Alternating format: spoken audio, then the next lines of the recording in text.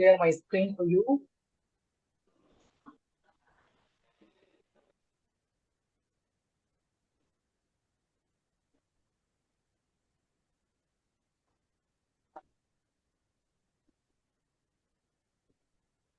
First of all आप सब ये बताइए कि इसमें से कॉम्पिटिटिव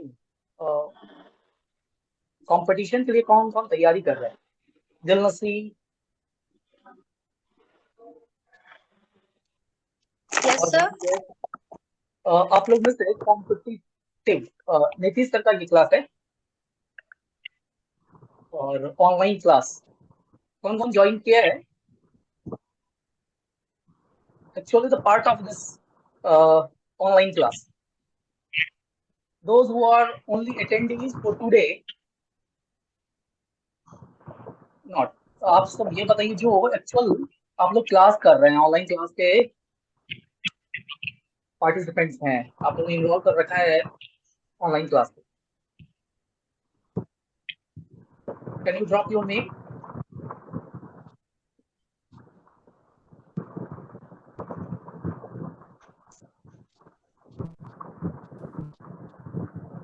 नो वन। आवाज क्लियर नहीं आ रही है आपकी। आवाज क्लियर नहीं आ रही है। एक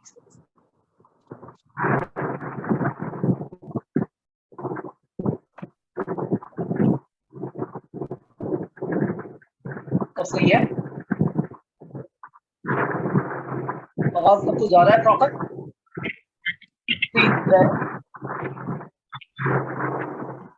आप सभी को प्रॉपर आवाज और स्क्रीन दिख रहा है? यस।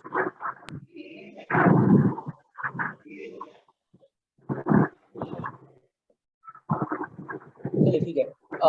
आज हम लोग बात कर रहे हैं, जो भी आप सब हो, हम सब पढ़ रहे हैं पिछले, आप में से बहुत सारे स्टूडेंट्स होंगे, ज्यादातर ग्रेजुएशन कर रहे होंगे, कुछ लोग होंगे जो कॉम्पिटिशन का तैयारी कर रहे होंगे।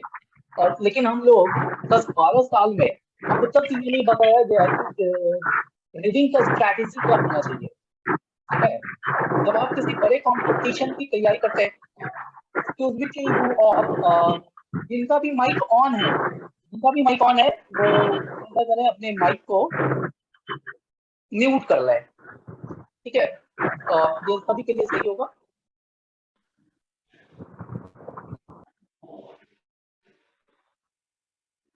ठीक है, थैंक यू।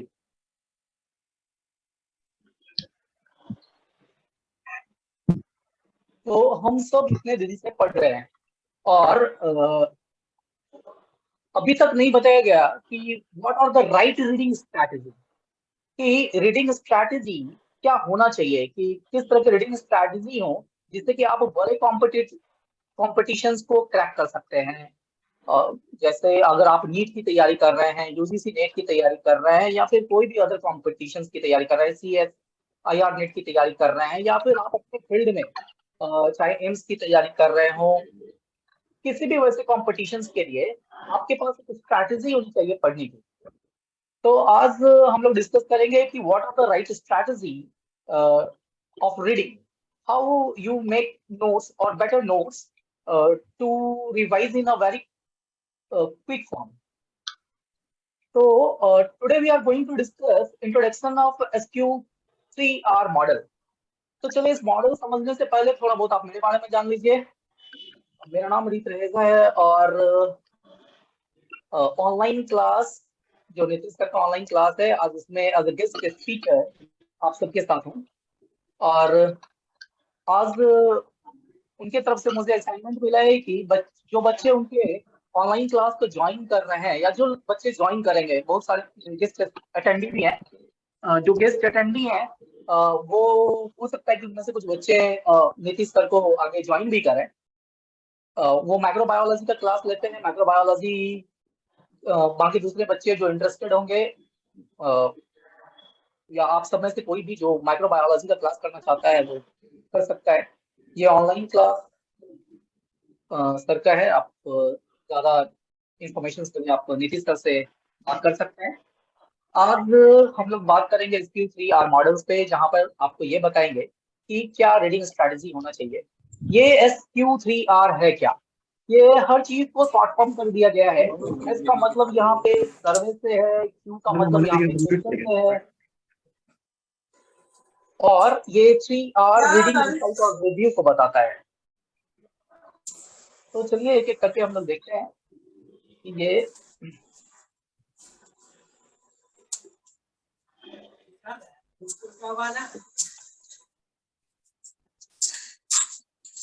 सही है।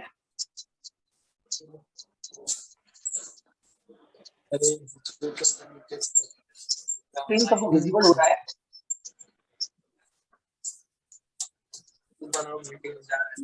अतुल, आप अपना थोड़ा सा म्यूट कर लें अपने आप को। चलिए ये हम लोग इंट्रोडक्शन देखते हैं। इस इंट्रोडक्शन में क्या साउंड कहता ठीक है? नहीं आ रहा सर। आवाज ठीक नहीं आ रही है? कोई जिसका प्रॉब्लम है सर। सर नेटवर्क वाले एरिया में जाइए। Hello good network option. Sir, आपका नेटवर्क बहुत वीक है। यार ये जूम से का चक्कर लगा दिए सब। बोर्ड पे पढ़ाइए ना।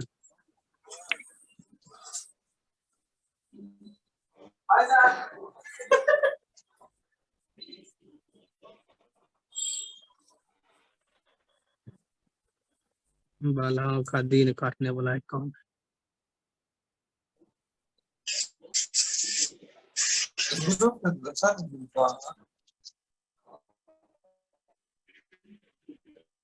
रोज प्रॉब्लम में होता है।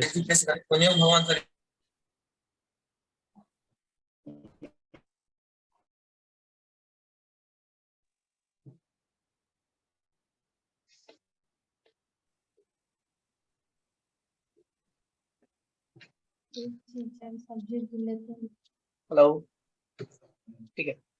सर नहीं होता तो मीट पे लीजिए। हेलो और देखिए those who connections जितने are loose, पार्टिसिपेंट्स हैं they can leave. वो अपने अपना माइक म्यूट कर लीजिए। जैसे अतुल, एक सैमसंग है, दूसरा विशाल। आप सभी लोग अपना माइक म्यूट कर लीजिए, साउंड क्लियर हो जाएगी।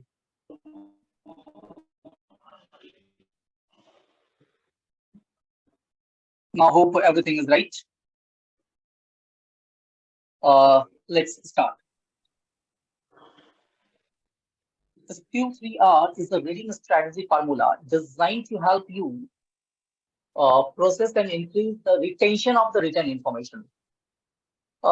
ये फॉर्मूला बताता है कि आप जो पढ़ रहे हैं या जो आप स्टडी कर रहे हैं, आप अपनी क्लासरूम में स्टडी कर रहे हैं, आप अपनी किसी किताब से पढ़ रहे हैं या ई लाइब्रेरी पर पढ़ रहे हैं, तो आप उन चीजों को लंबे समय तक कैसे याद रखें, इसके लिए ये स्ट्रैटेजी दी गई है। आप जब भी किसी बड़े यूनिवर्सिटीज में जाते हैं तो वहां पे क्लास स्टार्ट होने से पहले आपको ये मॉडल समझाए जाते हैं कि क्यों आपको एक रीडिंग स्ट्रैटेजी आपके पास होनी चाहिए, जिससे कि आपका जो क्लासरूम में डिलीवर किया जा रहा है लेक्चर, आप उन चीजों को कैसे लंबे समय तक याद रख सकते हैं। This strategy designed to help the students to improve their comprehension, memory and efficiency in reading. ये जो स्ट्रैटेजी है आपको चीजों को संक्षेप में याद करने में, आपके दिमाग में एक लंबे समय तक याददाश्त में बनाए रखने के लिए, और आपकी जो रीडिंग एफिशिएंसी है उसको बढ़ाने में मदद करता है। और तो इस स्ट्रैटेजी का एम है कि आप जितने भी स्टूडेंट्स हैं वो फैमिलियर हो सके, क्योंकि मटेरियल्स है, अंडरस्टैंडिंग्स का जो इलस्ट्रेशंस आपको क्लास में डेमोन्स्ट्रेट करके दिखाए जा रहे हैं, या जो पीपीटी में जो भी कंटेंट दिखाया जा रहा है, आप उसके इम्पोर्टेंस को समझें और इसको खुद से रिव्यू करें। और क्योंकि शुरुआत में जिस समय आप क्लासरूम में होते हैं तो आप सारी बातों को याद नहीं रख सकते हैं। कुछ चीजें होती हैं जो बहुत ज्यादा इंपॉर्टेंट होती हैं, वही लॉन्ग टर्म मेमोरी में जाती हैं। अगर आपसे पूछा जाए कि आपने लास्ट वीक क्या खाया था, तो शायद ही आप में से किसी को याद होगा। हाँ, कुछ अगर आपने स्पेशल डिश खाया होगा तो वो याद होता है। रीजन ये होता है कि हमारा मेमोरी हर चीजों को, हर एक छोटे डिटेल्स को याद नहीं रख सकता है। तो इसलिए हम लोग जानेंगे कि क्या इंपॉर्टेंट है और उसको कैसे याद किया जाना चाहिए।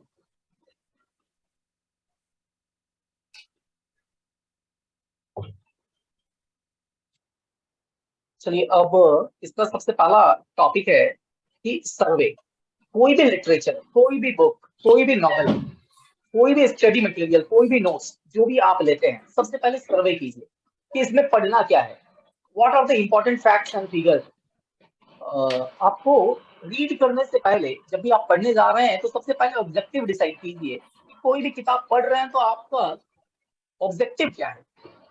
उसके इंट्रोडक्शन को देखिए, जो बुलेट्स वर्ड्स हैं उनको देखिए, और जो कंक्लूजन्स दिए जाते हैं लास्ट में। आप जब भी कोई पेपर पढ़ते होंगे, कोई चैप्टर पढ़ते होंगे, तो उसमें कंक्लूजन या समरी दिया होता है। आप उस कंक्लूजन और समरी को समझिए कि वो कहना क्या चाहता है। उसके हेडलाइंस को समझिए, उसके सब हेडलाइंस को समझिए, जो डायग्राम दिए गए हैं उसके रिलेवेंसी को समझिए, क्योंकि जो डायग्राम्स हैं वो आपको चीजों को समराइज करके देता है, जैसे कि आप चीजों को एक जगह, क्योंकि आप देखेंगे कि जो टेक्स्ट है उन चीजों को याद करना थोड़ा मुश्किल होता है, लेकिन डायग्राम्स को है आप किसी भी ड्राइंग्स को अच्छे तरीके से समझ सकते हैं, कलर्स को अच्छे तरीके से समझ सकते हैं, स्टोरी को लंबे समय तक अच्छे से याद रख सकते हैं।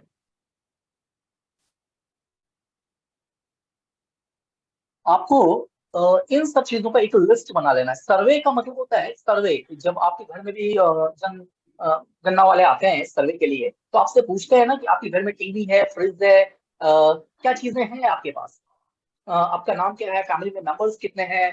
तो ये एक तरीके का सर्वे है। वैसे ही सर्वे आपको अपने पढ़ने के समय भी करना होता है कि क्या हेडलाइंस हैं, क्या ऑब्जेक्टिव्स होंगे, क्या इंट्रोडक्शंस हैं, क्या बुलेट वर्ड्स हैं। बुलेट वर्ड्स जब आप न्यूज़पेपर पढ़ते हैं तो उसमें कुछ चीजें मोटे अक्षरों में लिखा होता है, वो मोटे अक्षर ही बुलेट वर्ड्स कहलाते हैं, ठीक है। और आप उन्हें, उन बुलेट वर्ड्स को एक जगह लिख सकते हैं, जिससे कि आपको पता होना चाहिए कि वो बुलेट वर्ड्स का क्या मीनिंग, क्या मायने रखते हैं, और उनका यूज इस जगह पर क्यों किया गया है। This will give you a broad sense of the direction and the scope of the topic and allow you to become the familiarized with the new terms. जब आप इन छोटे टर्म्स को, ये बुलेट वर्ड्स को, इंट्रोडक्शंस को, headlines को, सब headlines को पढ़ते हैं और इन चीजों से सेंस क्रिएट करने की कोशिश करते हैं, आप जब न्यूज पेपर पढ़ते हैं तो उसके हेडलाइन से डिसाइड करते हैं कि इसके अंदर का कंटेंट आपको पढ़ना है या नहीं पढ़ना है। आप में से बहुत सारे लोग फिल्मी दुनिया का खबर पढ़ते होंगे, कुछ होंगे जो आप स्पोर्ट्स का पढ़ते होंगे, कुछ लोग होते हैं जो ट्रेडिंग का पढ़ते हैं। तो सबसे पहले आप क्या देखते हैं, उसकी हेडलाइंस को देखते हैं। उस हेडलाइंस से आप डिसाइड करते हैं कि क्या इसके कंटेंट को आप पूरा पढ़ना चाहते हैं या नहीं पढ़ना चाहते हैं। इन्हीं चीजों को हम सर्वे कहते हैं। एक्चुअली में सर्वे से आप ना टॉपिक डिसाइड करते हैं। अगर टॉपिक इंटरेस्टिंग लगता है तो आप जाकर के उस टॉपिक का डीप ड्राइव करते हैं। अब इस सर्वे को कैसे किया जाए और क्या पर्पस होता है। तो सबसे पहले आप एक पेपर, जो भी कोई किताब पढ़ रहे हो आप, या स्टडी मटेरियल पढ़ रहे हो, या कोई भी नोट्स पढ़ रहे हो, तो आप सबसे पहले एक पेपर लीजिए। उस पेपर पर टाइटल और हेडलाइंस लिखिए, जो इंडिकेट करता है कि ये किस चीज के बारे में बात कर रहा है। What are the main concepts, what are the basic topics, and what should you want to consider in your topic. इन चीजों को लिखिए। उसके बाद अगर लगता है आपको कोई की पिक्चर्स हो सकता है, कोई चार्ट हो सकता है, आपके दिमाग में अगर कोई सवाल आ रहा है, तो उन सवालों को लिखिए। इससे क्या होता है कि जब आप टीचर के कंसर्न में जाएंगे तो आप उस चीजों के बारे में बेहतर तरीके से पूछ पाएंगे कि सर एक सवाल मेरे दिमाग में आ रहा है। जब आप कुछ चीजें पढ़ते हैं तो कुछ चीजों का आंसर आपको खुद ब खुद मिल जाता है, और कुछ चीजों का सवाल आपके पास रह जाता है। तो वैसे ही आप उन सवालों को लिख लीजिए। जो पिक्चर्स आपको लगता है कि लंबे समय तक आप याद रख सकते हैं, तो वैसे पिक्चर को ड्रॉ कीजिए, डायग्राम बनाइए, और फिर उस पर डिस्कशन करना आसान हो जाता है। Introduction and conclusion may give the topic being covered as well as the purpose. जब आप किसी एसे को पढ़ते होंगे, आप सब एसे लिखे हैं, 10th में 12th में तो एसे लिखे ही होंगे। जब भी आप कोई लंबा सवाल का जवाब देते हैं, जैसे 12 मार्क्स का जवाब देते हैं या 20 मार्क्स का सवाल, मतलब आपके ग्रेजुएशन में जिस तरह के सवाल पूछे जाते हैं, तो उसमें हर सवाल को आप जब आंसर शुरू करते हैं तो हम सबको इंट्रोडक्शन से शुरू करना चाहिए। जिस टॉपिक से पूछा गया है उसका आप इंट्रोडक्शन लिखिए, उसके बाद पूरे बॉडी में जो क्वेश्चन सवाल आपसे पूछा जा रहा है उसके बारे में लिखिए, और फिर कंक्लूजन में आपने जो आंसर लिखा है उसको कैसे आप कंक्लूड करते हैं तो समराइज फॉर्म में लिखना होता है। तो आप जब कोई टीचर या कॉपी चेक करने वाला आपके इंट्रोडक्शन और कंक्लूजन को पढ़ेगा तो वो आपसे अच्छी तरीके से अवेयर हो जाएगा कि आपने इस पूरे क्वेश्चन आंसर्स में क्या लिखने का प्रयास किया है। चलिए, इसके बाद था हमारा क्यू। क्यू यहाँ पे स्टैंड करता है क्वेश्चंस के लिए। वो सवाल आपसे जैसे मान लेते हैं माइक्रोबायोलॉजी, तो आप में से बहुत लोग से पूछा जा सकता है कि what do you understand by micro, what do you mean bye biology. तो जो भी बच्चे माइक्रोबायोलॉजी के क्लास में है, क्या वो बता सकते हैं what do you mean bye micro?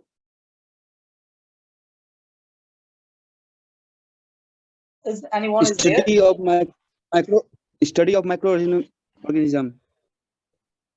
Study. Actually, I asked you, what is the micro? Only micro, not microbiology. The thing that can't be visible by And not one eyes. visible from By naked eyes. With naked eyes. Thank you. Actually, you answer in the sense of microbiology. But when someone asks you, what is the micro? Micro means indivisibility. Okay. When you read in economics, there micro means indivisible or a small part or a small group or a very small particle or very small things. Okay. So Yes, sir. Okay. Ask yourself. Questions कहता है कि ask yourself. When you ask yourself, how can you ask from yourself? When you read any topic, formulate your own questions based on your information. Whatever you gathered in preceding stage. Preceding stage means in your survey. When you are go through the literature or the document, तो आप क्या देख पा रहे हैं कि किस तरह का इंफॉर्मेशन आपने गैदर किया है? क्या वो इंफॉर्मेशन इनफ है? जो आपके सवाल आपके दिमाग में आ रहे हैं, क्या उन सभी का जवाब देने में सक्षम है? अगर कोई सवाल अगर छूट जा रहा है, जवाब नहीं मिल रहा है, तो आप क्या करते हैं?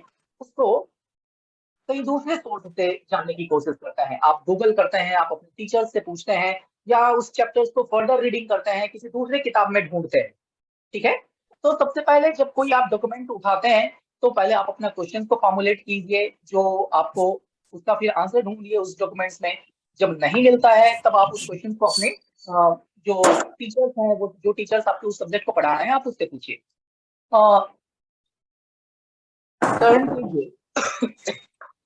जब आप कोई टॉपिक पढ़ रहे होते हैं तो आप उस टॉपिक के जो हेडलाइंस हैं उससे क्वेश्चंस बनाने की कोशिश कीजिए। आपने पढ़ा माइक्रोबायोलॉजी, तो आपसे पूछा जा सकता है व्हाट इज माइक्रोबायोलॉजी। ठीक है। ऐसे भी पूछा जा सकता है what you mean by microbiology. ठीक है। आपसे पूछा जा सकता है are you ever hear about the microbiology. तो सवाल आप अपने तरीके से बना सकते हैं। यूनिवर्सिटीज में भी एक ही सवाल को अलग अलग तरीके से बनाया जाता है। जब आप सवाल को समझेंगे कि वो कहना क्या चाहता है, तब जाकर के आप सही आंसर दे पाते हैं। चलिए, दूसरा जो SQ3R मॉडल्स में हम लोगों ने पहले S देखा, जहां पे हम लोगों ने सर्वे के बारे में बात किया। उसके बाद Q देखा, जो कि जहां पे क्वेश्चन जनरेशन के बारे में बात हो रही थी। उसके बाद हम लोग जो है R पे आते हैं। यहाँ पे 3 R's कहा जा रहा है। ये 3 R अलग अलग चीजों को रिप्रेजेंट करता है। पहला R रीड को रिप्रेजेंट करता है। आपने सर्वे कर लिया, आपने क्वेश्चन क्रिएट कर लिए, अब आती है बारी पढ़ने की। अब आप शुरू करते हैं, जब आप पढ़ना शुरू करते हैं तो पढ़ने के समय आपके पास हमेशा, जब आप कोई नोट्स पढ़ रहे हो तो हमेशा हाइलाइटर्स रखिए, पेंसिल रखिए। पेन को मैं प्रेफर नहीं करता हूँ, हाइलाइटर्स अच्छी चीजें हैं। सबसे बेहतर मुझे पेंसिल लगता है। पेंसिल और आप इरेजर अपने साथ रखिए। अंडरलाइन करते चलिए। जो टेक्स्ट आप पढ़ रहे हैं, जो भी लगता है आपको इंपॉर्टेंस है, उसको आप अंडरलाइन कीजिए। और आपने जो पहले क्वेश्चन क्रिएट किया है क्वेश्चन के समय में, उनका जवाब ढूंढिए। So read actively by underlining and marking your text in your notebook, in your books, in your novel, whatever you read. Mark your text and find your answers. कि क्या कहना चाहता है। जब आपको आंसर्स मिल जाता है, आप जो पढ़ रहे हैं उसमें जब आपको आंसर्स मिल जाता है, तो आप उसको क्या कीजिए, कहीं पे लिख लीजिए किसी दूसरे कॉपी में।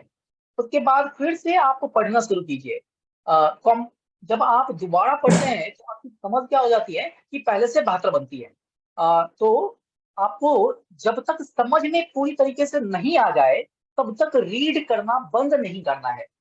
तो रीड एक ऐसा मतलब पूरा ये रीडिंग स्ट्रैटेजी में रीड सबसे ज्यादा इंपॉर्टेंट लगता है।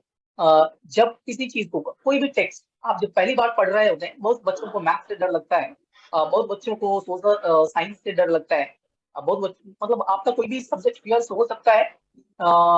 आप क्या करते हैं जब उस सब्जेक्ट्स को पहली बार पढ़ रहे होते हैं, जैसे 10th के बाद बहुत बच्चे साइंस ले लेते हैं, बहुत बच्चे बायोलॉजी ले लेते हैं, कॉमर्स ले लेते हैं, तो ये बिल्कुल आपके लिए नया होता है। बहुत बच्चे 12th तक साइंस करके आए थे, अब जाकर के किसी दूसरे कोर्स में हैं, तो उनके लिए बहुत सारे पेपर्स बिल्कुल नए होते हैं।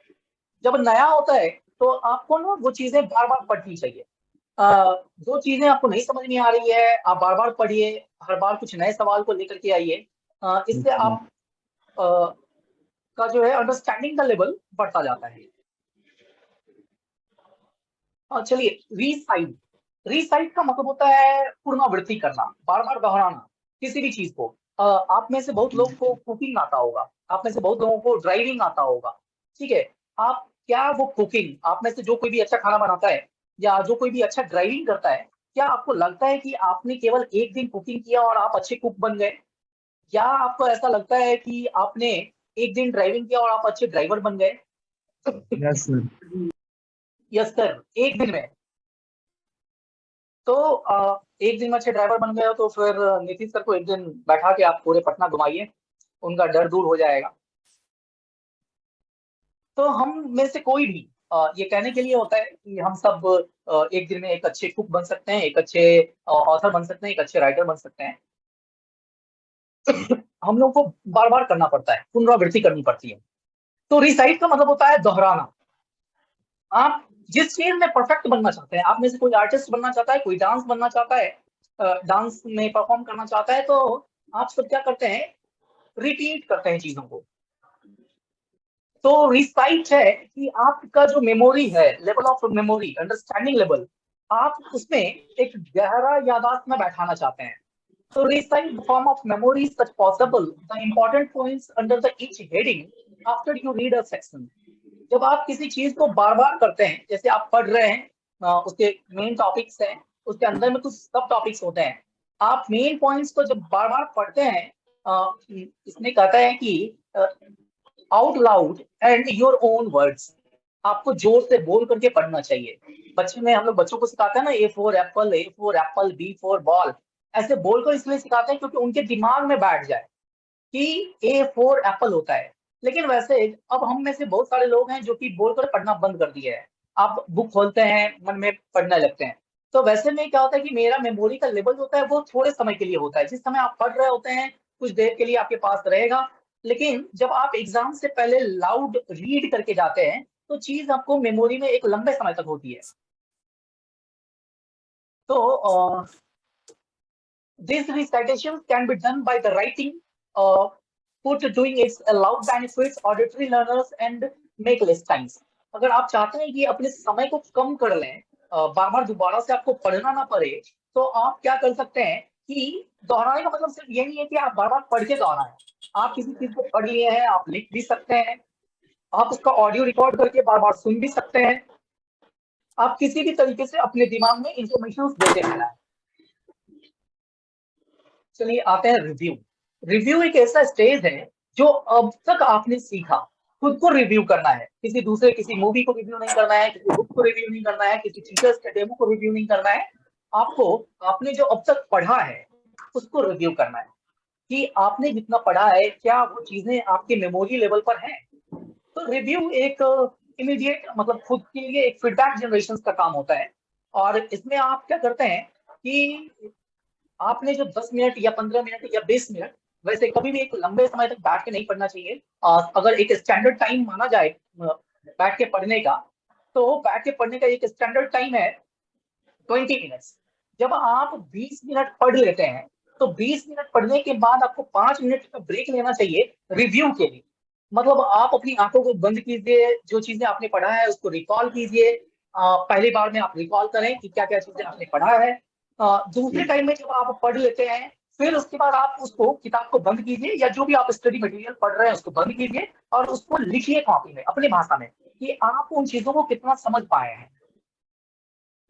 इससे क्या होता है कि to enhance forgetting, trying reviewing weekly, and every time you read another section, review the previous section in the same way. जब आप कोई चीज नया पढ़ रहे हैं, आपको बता दें कि जब मैं क्लास लेता हूँ तो उस क्लास में, ज्यादातर क्लास में ये बच्चों सर, को आवाज नहीं आ आवाज नहीं आ रही है। Am I audible to you all? Yes sir, आवाज आ रहा है। उसका फोन खराब है sir. Okay, no, not an issue. जब कभी भी बहुत बार टीचर करते हैं क्या है कि आपसे सवाल पूछते हैं कि प्रीवियस क्लास में क्या पढ़ाया गया था। तो ये प्रीवियस क्लास में टीचर अपनी यादाश्त के लिए नहीं पूछते कि वो क्लास को कहाँ छोड़ कर गए थे, वो इसलिए पूछते कि मास ऑफ क्लासेस होते हैं, जब आप उसको उन क्लास के जो समरीज होते हैं या हाइलाइट्स होते हैं उनको एक बार देते हैं, तो बच्चे जो पढ़कर नहीं आए हैं या जो उन्होंने पहले पढ़ रखा है उनको रिकॉल हो जाता है। ठीक है, और कहा जाता है कि ये चीजें, आप कोई भी फैक्ट्स को पढ़ रहे हैं, कोई भी फिगर्स को पढ़ रहे हैं, कोई भी चीज जो भी डेटा आप अपने एक लंबे समय तक याद रखना चाहते हैं, तो थोड़े थोड़े दिनों पर रिपीट किया जाना चाहिए। ठीक है, जब किसी चीज को आप रिपीट नहीं करते हैं तो आप धीरे धीरे भूलने लगते हैं। मुझे याद है कि अपने बचपन में मैं पेपर्स के नाव बनाया करता था, पानी में चलाने के लिए नाव बनाया करता था, एरोप्लेन बनाया करता था अखबारों का, पुराने रद्दी अखबारों का। और लेकिन बहुत दिनों से नहीं बनाने के बाद मेरी मेमोरी से वो बिल्कुल मिट चुका है कि उसको कैसे बनाया करते थे। एक दिन बैठ के ट्राई भी कर रहे थे, वो एरोप्लेन ना बनकर कुछ और बन गया था। तो आप चीजों को क्या करते हैं, जब तक रिवाइज नहीं करेंगे और तो आप भूलने लगते हैं। तो थोड़े थोड़े दिनों पे आपको क्या करना चाहिए, अपनी याददाश्त को, मेमोरी को चेक करने के लिए रिव्यू करना चाहिए खुद का।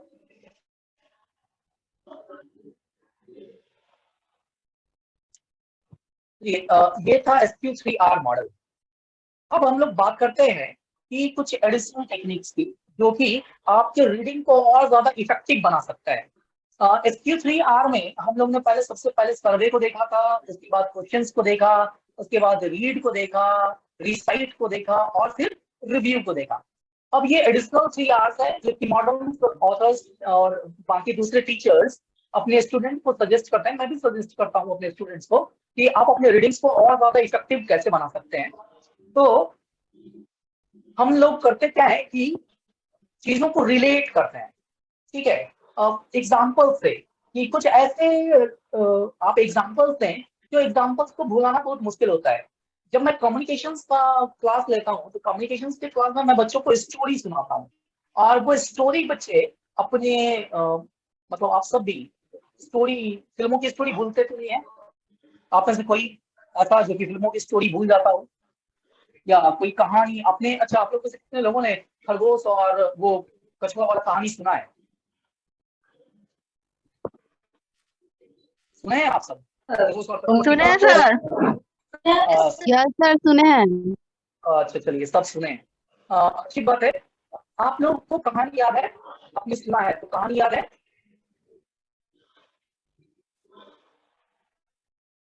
कहानी यस सर, याद है। याद है, चलिए। तो कहानी हम लोगों को याद होता है। रिलेट का मतलब यहाँ पर ना एग्जाम्पल से, रिलेवेंट एग्जाम्पल से है, सिचुएशन से है, कंडीशन से है। जो चीजें आपके आसपास हो रही हैं, जो आप पढ़ रहे हैं, उन चीजों से जोड़कर देखना। जैसे ही आप जोड़कर देखने लगते हैं ना, तो आपके मेमोरी में वो चीजें एक लंबे समय तक टिक जाती है। Relate it is easier to remember ideas that are personally meaningful, जो आपके लिए मायने रखता है। ठीक है, जो आप कभी नहीं भूल सकते हैं, अगर उन चीजों से आप रिलेट कर लेते हैं किसी कोर्स को, किसी टॉपिक को, तो वो आपको लंबे समय तक याद हो जाता है। आप अपने टीचर्स का भी नाम रखते होंगे, आप कॉलिंग नेम कुछ ऐसा रखते होंगे अगर उनके पर्सनालिटी के हिसाब से। और आपका कोई मित्र, पुराना मित्र अगर मिल जाए और वो टीचर का नाम उसी नाम से बोले तो आपको याद आ जाता है कि वो किस टीचर के बारे में बात कर रहा होता है। आप अपने फ्रेंड्स में भी कुछ दोस्तों का नाम ऐसा रख लेते हैं जो कि आप उनको एक यूनिक आइडेंटिटी देता है। तो रिलेट क्या करता है, आपके इंफॉर्मेशन को एक यूनिक आइडेंटिटी देता है और वो सिर्फ आपके लिए मीनिंगफुल होता है और आपके लंबे समय तक आप उन चीजों को याद रख सकते हैं। When you study a chapter, try to link the new facts, terms, and concepts with the information you already know. ये कह रहा है कि जो चीजें आप पहले से जान रहे हैं, आप कोई बुक चैप्टर्स पढ़ रहे हैं, कोशिश करना चाहिए कि उसमें लिखी गई बातों को आप अपने लाइफ से, जो चीजें आप जान रहे हैं उसे रिलेट कर सके। टाइम के साथ अपने आप को अपडेट भी करना चाहिए। जैसे कि आप इंटरनेट पे कोई चीज देख रहे हैं, हाँ, लेकिन सोर्स ऑथेंटिक होना चाहिए। जब आप ऑथेंटिक सोर्स से अपने इंफॉर्मेशन को अपडेट करते हैं तभी जाकर के वो रिलेवेंसी क्रिएट करेगा, ठीक है। नहीं तो पता चलता है कि आप वो व्हाट्सएप यूनिवर्सिटी जो है बहुत खतरनाक है। व्हाट्सएप यूनिवर्सिटी से जो इंफॉर्मेशन आप लेंगे और उससे अपने आप को अपडेट करेंगे तो आप अपने आप को कहीं भी इंफीरियरिटी महसूस कर सकते हैं, ठीक है। तो हमेशा ऑथेंटिक सोर्स, बहुत सारे ऑथेंटिक सोर्स हैं, कोई अच्छे ब्लॉगर्स जो एक्सपर्ट हैं उनसे, टीचर से, की लाइब्रेरी से, आप इन सब जगह ये सारे ऑथेंटिक सोर्स से अपने इंफॉर्मेशन को अपडेट कर सकते हैं। रीराइट, आप चीजों को बार बार लिखिए। आप जितनी बार लिखिएगा उतना ज्यादा बेहतर आप अपने आप को बना पाएंगे, उतनी अच्छी तरीके से आपकी राइटिंग स्किल्स भी होंगी, आपका अंडरस्टैंडिंग लेवल भी होगा, ठीक है। तो आप सब क्या करेंगे कि आप जो भी नीतीश सर का 2 या 3 क्लास, आज कितना क्लास है, ये तीसरा क्लास है ना, तो आप क्या कीजिएगा कि नीतीश सर को ना ऑनलाइन क्लास के लिए रिव्यू लिखिएगा, ठीक है। रिव्यू लिखिएगा तो आप कैसे रिव्यू लिखते हैं और फिर थोड़े दिन के बाद रिव्यू लिखिएगा तो आप अपना अंडरस्टैंडिंग लेवल को पता चलेगा कि नहीं, अब आप पहले से बेहतर लिख पा रहे हैं, चीजों को बेहतर तरीके से समझ पा रहे हैं, ठीक है।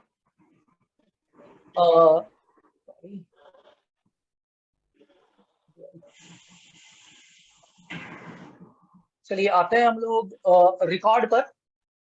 जब कोई चीज आप पढ़ रहे होते हैं, रिकॉर्ड का मतलब यहाँ पर आपका नोट्स मेकिंग से है, ठीक है। जब कोई आप चैप्टर आपने पढ़ा है, आप जो फेयर कॉपी बनाते हैं, जो क्लासरूम में पढ़ाया जा रहा है या जो भी नोट्स आप अपने लिए बनाते हैं, तो marking the text book increase the understanding of your material for the present and for your future reference. हम नोट्स या फेयर कॉपी क्यों बनाते हैं कि जब एग्जाम्स का टाइम हो तो मुझे किताब ना पलटना पड़े, कम समय में हम चीजों को क्या कर लें, रिवाइज कर लें। तो आप रिवाइज करने के लिए नोट्सबुक बनाते हैं तो उसमें सिर्फ मीनिंगफुल कंटेंट्स को लिखिए, शॉर्ट टर्म्स में लिखिए, बुलेट पॉइंट्स में लिखिए, जिससे कि चीज आप क्या कर सकें, कम समय में चीजों को दोहरा सकें। The process of selecting and marking the requires to find the main ideas. आप क्या करते हैं, सिर्फ उन्हीं चीजों को सेलेक्ट कीजिए जो मेन आइडिया को, मतलब कोर कंटेंट के बारे में बात करता हो, ठीक है। आप राइट डाउन कीजिए सेंट्रल पॉइंट्स को, जो बुक चैप्टर जिस टॉपिक के बारे में बात कर रहा है, और जो क्लास में असाइनमेंट मिलता है उस असाइनमेंट्स को आप प्रॉपर बनाइए, ठीक है। और जो क्लास में सिखाया जा रहा होता है, जो क्वेश्चंस आपको दिए जा रहे होते हैं, तो वो प्रॉपर जो टीचर के गाइडेंस में होता है और वो कहीं ना कहीं उनका एक्सपीरियंस शो करता है। तो आपको कम समय में जो चीजें असाइनमेंट्स में आप दे रहे हैं उसका एक कॉपी हमेशा अपने पास रखिए, जिससे कि आपको एग्जाम के टाइम में, फाइनल एग्जाम के टाइम में आपको आसानी से मदद मिल जाए, ठीक है। Thank you for your valuable time. Hope you enjoy this session. Thank you sir. Thank you, sir. Okay, thank you. Hope you Thank all you, enjoyed sir. the session. Thank you. Thank you, sir. Thank you. Good night, Please, sir. good night. Please feedback of this session to your organizer. Okay. Okay. Thank you.